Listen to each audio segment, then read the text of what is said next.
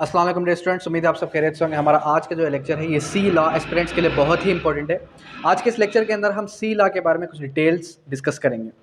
First of all, जो सी law का exam है ये कौन से स्टूडेंट्स देते हैं, तो आपको बताता चलूँ कि कोई भी स्टूडेंट जो कि फ़ॉरेन से LLB करके आ चुका है और वो पाकिस्तान में as an enrolled advocate practice करना चाहता है, तो लाइसेंस लेने के लिए लॉ गेट देने से पहले उसको एक और टेस्ट देना पड़ता है जिसको हम सी लॉ का नाम देते हैं। C law means special equivalence exam.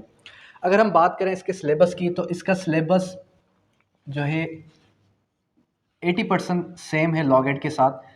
इसके सिलेबस के अंदर सबसे पहले स्पेसिफिक रिलीफ एक्ट,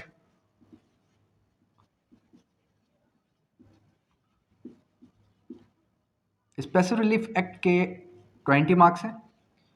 फिर आ जाता है हमारे पास कॉन्स्टिट्यूशन ऑफ पाकिस्तान के कितने मार्क्स हैं, 15 मार्क्स हैं। और फिर आ जाता है हमारे पास कॉन्स्टिट्यूशनल हिस्ट्री ऑफ पाकिस्तान, जिसके अंदर लीडिंग केसेस हैं, या फिर आप उसको लीडिंग केसेस का नाम दे सकते हैं।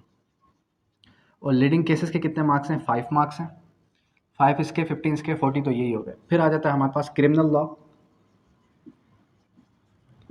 और क्रिमिनल लॉ के अंदर हमारे पास CRPC है, तो इसके भी कितने मार्क्स हैं, 20 मार्क्स हैं।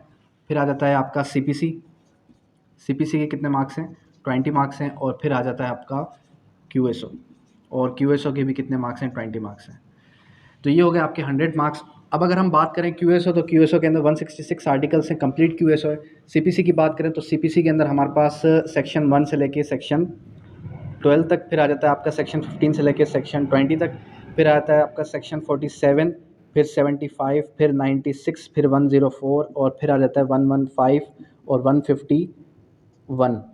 फिर अगर हम ऑर्डर्स की बात करें तो CPC के अंदर जो ऑर्डर्स का पोर्शन है, ऑर्डर 1, फिर ऑर्डर 6 के बाद जो है 9 ऑर्डर है, और इसके बाद आ जाता है आपका 6, 7, 8, 9, यानी कि ये आपके तकरीबन 6 से कितने 4-5 ऑर्डर्स हो गए। और उसके बाद ऑर्डर 39 आ जाएगा, ऑर्डर 41 आ जाएगा, ऑर्डर 43 आ जाएगा। ये ऑर्डर्स CPC के पोर्शन का हिस्सा है।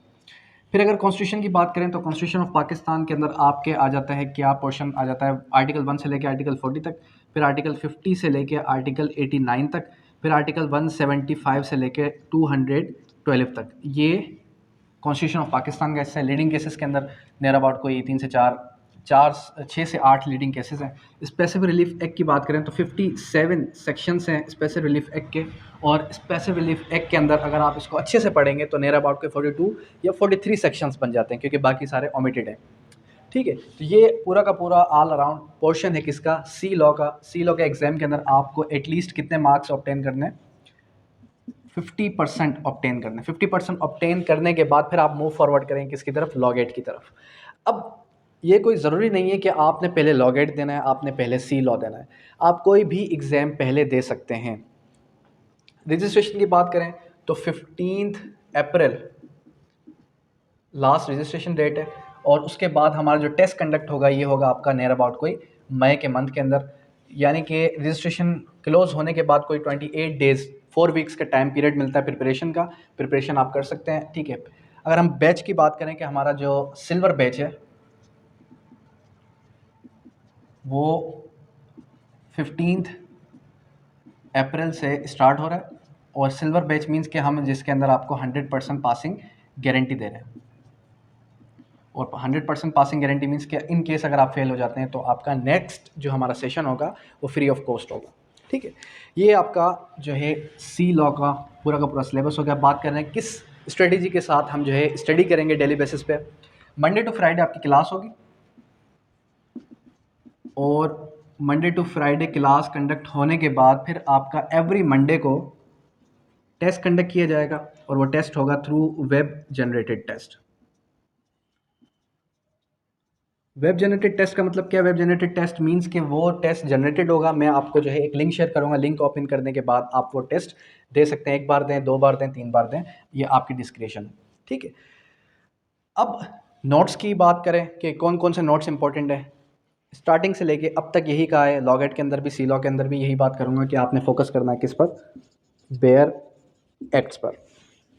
पोर्शन मैंने आपको बता दिया है, ये पोर्शन अगर आपके पास बैरक्स इसके अवेलेबल नहीं है तो वो भी मुझसे व्हाट्सएप पे कांटेक्ट करके आप अवेल कर सकते हैं। लेकिन फोकस सिर्फ और सिर्फ आपने महज कानून बेर एक्स पर करना है। कोई नोट्स, कोई स्ट्रेटजी, कोई एमसीक्यूज़, कोई 300, कोई 500 एमसीक्यूज़ या फिर कोई भी किसी किस्म के मेमोरिंग, किसी किस्म की रेक्टिफिकेशन नहीं करनी।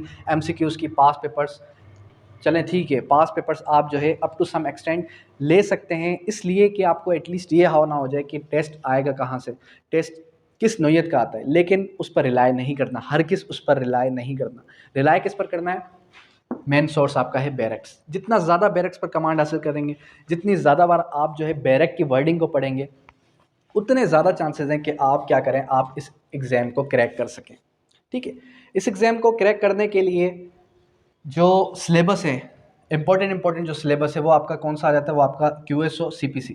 यहाँ से आप ये मार्क्स गेन कर सकते हैं। Special relief effect 42 to 43 sections हैं, और इन सेक्शंस को जब आप 2 बार पढ़ेंगे, और पूरा का पूरा बस ये जहन में रखें, अगर मे और शल की बात की जाए तो special relief act completely डिस्क्रिएशन of the court है। इट मीन्स कि उसके अंदर डिस्क्रिएशन ऑफ द कोर्ट है, मे का वर्ड है, कहीं भी आपको शल का वर्ड नहीं मिलेगा। सिर्फ और सिर्फ सेक्शन 17 के अंदर वर्ड शल मिलेगा, उससे हट के बाकी सारे सेक्शंस के अंदर आपको मे का वर्ड मिलेगा।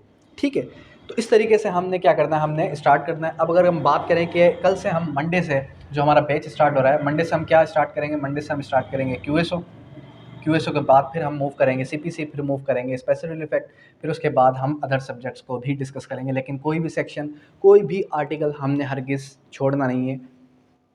अब तैयारी करनी कैसे? ऐसा हरगिज़ नहीं करना कि डायरेक्ट आप ऑनलाइन क्लास में आते हो ना डायरेक्ट आपने क्लास ले लेनी है। पहले आपने जो आज हम पढ़ने जा रहे हैं, अगर आज हमने 20 आर्टिकल्स पढ़ने हैं कानून शहादत ऑर्डर के, तो 20 आर्टिकल्स आपने खुद से first of all go through करने हैं। समझ में नहीं आएंगे फिर आप क्लास की तरफ जाएंगे, क्योंकि डायरेक्ट आप क्लास लेंगे तो एक कानों से आप क्लास को अटेंड करेंगे, दूसरे कान से आप उसको भूल जाएंगे। 1-2 दिन तक भी आपको वो क्लास हरगिज़ याद नहीं रहेगी।